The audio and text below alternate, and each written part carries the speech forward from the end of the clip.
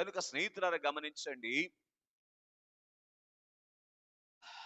అపవాది మీద ఏమండి, వాడు అపవాది రక్తము కార్చేంతగా కత్తి దూసేటువంటి, ఖడ్గము దూసేటువంటి అనుభవములోనికి వచ్చినటువంటి వారు పెళ్లి కుమార్తె వరుసలోనికి వస్తారు.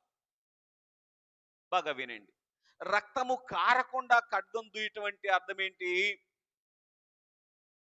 రక్తం కారకుండా ఖడ్గం దూయటం అంటే అర్థం ఏంటంటే, మాట వరుసకు అన్నానులే అంటాం కదా. ఏంటది? శాస్త్రానికి చెప్పానులే అంటారు కదా. అనరా మీ ఊర్లో? ఏదో శాస్త్రానికి అన్నాలే గాని అనవలసి అన్నానా? ఇదన్నమాట. ఏంటది? రక్తం ఓడకుండా. అయ్యో!